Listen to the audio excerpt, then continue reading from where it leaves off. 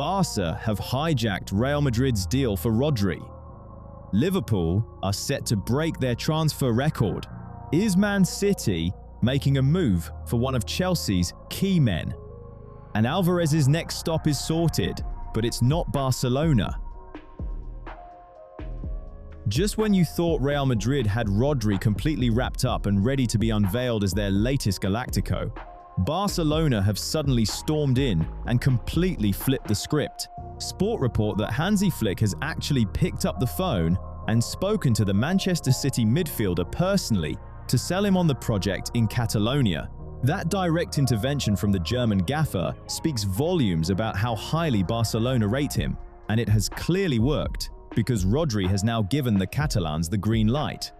This shift in momentum is largely down to Frenkie de Jong's ongoing injury struggles. The Dutchman's long-term issue leaves Barcelona incredibly light in the pivot position, and if they land Rodri, there is a real chance de Jong might never earn his starting spot back. For the player, stepping into that void at the Camp Nou offers a compelling pathway and a massive upgrade in responsibility. Meanwhile, things have completely stalled at the Bernabeu. Florentino Perez had finally given the green light to pursue the Spaniard. Personal terms were never an issue, and Los Blancos hoped to close the deal at around 51 million quid. But negotiations over the transfer fee with Manchester City just hit a dead end, and after days of zero progress, Madrid's confidence has completely faded away. Everything is now squarely in the players' hands. Real Madrid are still highly interested and working tirelessly behind the scenes, but Barcelona have completely tilted the balance of this race. With Rodri's affirmation now received, the Catalan giants can start working on the finer details of the operation to get the deal over the line. If they manage to pull off this sensational twist, they are adding a world-class operator with proven pedigree and immense experience at the absolute highest level. Stylistically, he is the exact profile they need to dominate games, and frankly, snatching him away from right under Madrid's nose would be a massive statement of intent from Flick and the Barcelona board. It's a sensational twist, truly. Almost as sensational as the fact that you've made it this far into the video without hitting like. I'm starting to think it's personal, but I'll give you the benefit of the doubt just this once. 70 million quid.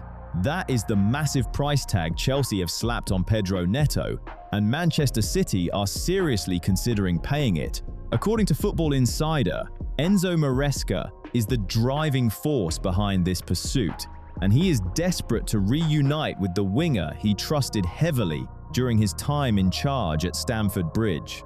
Now, you might look at Chelsea's squad and wonder why they would cash in on such a productive, versatile attacker who can play on either flank. Well, Xabi Alonso has shifted towards using attacking midfielders in the final third, which has slightly marginalized Neto and opened up a genuine market opportunity. Tottenham were heavily linked recently, as they look to build their attacking unit under Roberto De Zerbi, and Spurs are actually prioritizing Savinho.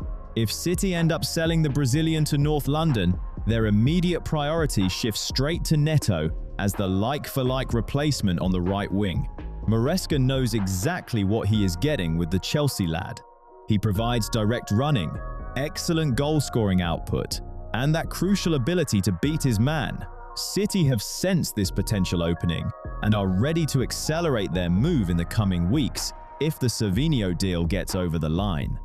But everything hinges on the Blues being willing to negotiate. Chelsea are reportedly open to a sale, but only if the price is absolutely right, and they are holding firm on that 70 million figure. Neto will obviously have to weigh up the allure of playing for Maresca again at the Etihad against his current status as a key attacking option in West London. It is a brilliant bit of business if City can pull it off, securing a proven Premier League talent who fits the manager's tactical blueprint perfectly, but they are going to have to pay a proper wedge to get it done. Joan Laporta has set a strict deadline of the 10th of August to get a deal over the line, but Atletico Madrid are completely stonewalling Barcelona over Julian Álvarez. Team talk. are suggesting the Catalans sent sporting director Deco and Joao Amaral straight to Madrid to meet the player's agent, Fernando Hidalgo, and try to corner Atletico CEO Miguel Angel Gil. They are desperate for a breakthrough. After an opening bid of 86 million quid was swiftly binned, Barcelona are now preparing an improved offer, hovering around 99 million, viewing the Argentine as the perfect replacement for Robert Lewandowski in Hansi Flick's system. But here is the harsh reality. Atletico simply do not want to play ball. They already knocked back a staggering 128 million from Real Madrid earlier this summer, and relations between the two Spanish giants are incredibly strained. Mundo Deportivo are quoting Atletico sources, insisting the club has absolutely zero intention of letting their star forward leave for any price. They proved that stubbornness by rejecting a £64 million bid from Galatasaray for Victor Osimhen, basically telling the Nigerian they already have their number 9. Arsenal are quietly lurking in the background. By the way, the Gunners have kept a close dialogue open through Andrea Berta, leveraging his strong Atletico ties, and they enjoy a much healthier relationship with the Madrid hierarchy than Barcelona do right now. Álvarez was planning to sit down with Diego Simeone when he returns to training on the 10th to force a move, but Simeone has already publicly stated he is counting on his compatriot to lead the line. Unless that private chat completely changes the landscape, Barcelona are facing a massive uphill battle. Tottenham have committed close to 250 million quid overhauling their squad this summer, but Roberto De Zerbi insists the rebuild is only 60% complete. The Daily Mail reports the next major step focuses heavily on the forward line, with Nicholas Jackson firmly under discussion internally. Sporting director Johan Lang leads this recruitment drive, shaped by tactical suitability and pure market opportunity. Jackson has been admired by key Spurs figures for a long time, well before De Zerbi walked through the door. The Senegalese forward is understood to be highly receptive to a move that guarantees him more consistent minutes on the pitch, especially with Chelsea's attacking department becoming incredibly crowded. The Blues have slapped a £65 million valuation on his head, which is a serious financial outlay after such heavy early spending. Aston Villa are also sniffing around, though they would only consider a permanent deal. For Tottenham, the big question is whether that price tag aligns with their wider financial strategy.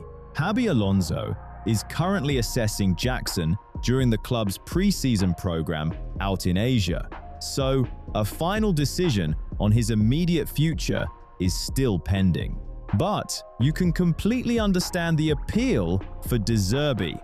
Jackson runs the channels brilliantly, stretches opposing defenses, and already knows the Premier League inside out, which massively reduces the adaptation risk when you need instant impact. He has shown he can score goals at this level, even if his consistency has been questioned during certain spells. If Richarlison ends up leaving North London, the need for another reliable striker becomes even more glaring. Jackson might not be a universally celebrated marquee signing on day one, but if De Zerbi truly believes he can unlock the absolute best version of the lad, he could quickly become a massive fan favorite and a vital cog in this new attacking setup. Let's talk about a reality check for Liverpool. You can agree personal terms all day, but it means absolutely nothing if the clubs are miles apart on the fee. And right now, Paris Saint-Germain are asking for a massive 145 million quid for Bradley Barcola. L'Équipe are reporting that the Reds went in with a verbal offer of around 86 million, and PSG basically laughed it out the room. Now, Liverpool were fully prepared to stretch to 100 million for the lad, especially with Mohamed Salah gone and the forward line needing a serious reshape.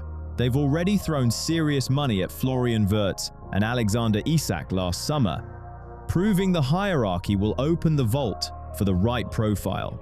Barcola fits that bill perfectly.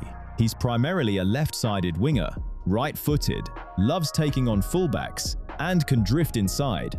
He's exactly the sort of long-term asset you want building the next cycle at Anfield. But look, Speaking of missing commitments, I've got to call out the 80% of you watching right now who still haven't hit subscribe. You're basically day trippers, turning up for the big games but refusing to buy the scarf. If you're coming back every week anyway, you might as well make it official. Hit subscribe, ring that bell for notifications, and join the home end so you don't miss the next update. It's a free transfer, surely a no-brainer. Anyway, back to the massive stumbling block. PSG simply do not need to sell. They have zero financial pressure to cash in, and while Barcola hasn't always been an undisputed starter playing every minute in League One, he is still a proven Champions League performer who is nowhere near his peak. From Nasser Al-Khelaifi's perspective, that commands a massive premium. So, where does this leave things?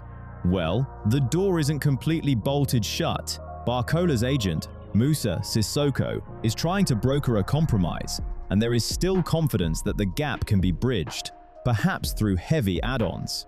But at 100 million, PSG are saying no. If Liverpool want to turn this mutual interest into a done deal, they are going to have to shatter their own transfer record and get much closer to that eye-watering 145 million figure.